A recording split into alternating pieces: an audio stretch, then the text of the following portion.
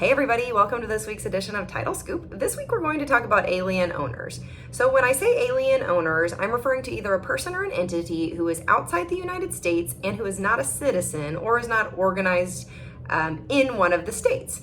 And the reason we say alien is because, as we've discussed in the past, entities such as LLCs and corporations refer to foreign organizations as those outside of the state that you're in. So today we're going to talk about aliens. And the reason this came up is I had an agent who had an alien LLC who was in title and they were trying to sell. So we needed to come up with what the requirements were in order for them to sell. And I thought it would just be a good topic to know the red flags and what questions to ask. And then really to reach out to your underwriter because we don't see these a lot. So it's a case by case basis a lot of times. So aliens only have the ability to own ownership by state or federal law. And from what I found in researching, the states are all different.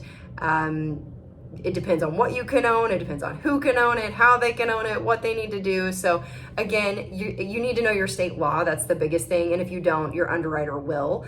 But for the most part, although federal does govern part of it, for the most part, it's state regulated. So the state laws are what are going to govern when we have an alien or an alien entity in title. So here's a fun trivia fact. I don't know if it's actually that fun, but sort of interesting. At common law, an alien could not take title by descent. And if for some reason they acquired title by purchase or devise, the title was subject to forfeiture to the sovereign by a proceeding known as inquest of office. So I know you're probably actually not going to have that in trivia, but if you do, you'll be ready. So for the most part, every state has different rules with regard to alien ownership.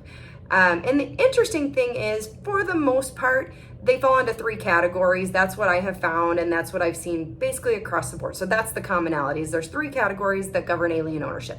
It could be an ownership by alien individuals, and that could be a resident or a non-resident. It could be alien corporate ownership, so maybe an LLC or a corporation, or it could be ownership by an alien that got it through inheritance. So those are the three ways someone might be an alien owner in the United States. Now, the big thing with the states is they restrict on various things. So they might restrict the amount of land. They might restrict the use of the land. They might restrict the value that an alien can own, the duration of how long they can own it. And then sometimes it's the type of land.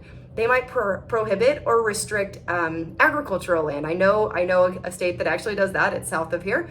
Grazing, homestead, oil and gas, minerals, all of those things can be reasons why an alien either may be restricted or prohibited from owning land in the United States. So what do you need to do if you have an alien in title or that's trying to go into title? First, know your state law. I know I've said that more than once, but just know your state law. And if you don't, reach out to your underwriter. We are happy to discuss what you need to do or how you need to handle it. If you do know your state law, make the requirements. You know that with some states, you know exactly what you need to do. Just make those requirements and they will need to follow them in order to sell or buy. The other thing is, because they're aliens, they're foreign entities in our minds, right? You do need to know about FIRPTA. I'm not going to go into a lot of details on FIRPTA today because that would be a whole nother session, but just know you need a FIRPTA certificate. And if you guys have questions on that, again, your underwriters are more than happy to talk you through what you need and what you need to be looking out for if it's FIRPTA. Otherwise, there's not really anything that much different. You're going to do your exam the same. Closings are the same, other than, again, you just need to know what's prohibited and regulated in your state and how you need to handle it. So if you guys see these and have questions, let me know. I know. So the example that I had to look up actually for the state law was we had an LLC who had purchased and they were in a different country.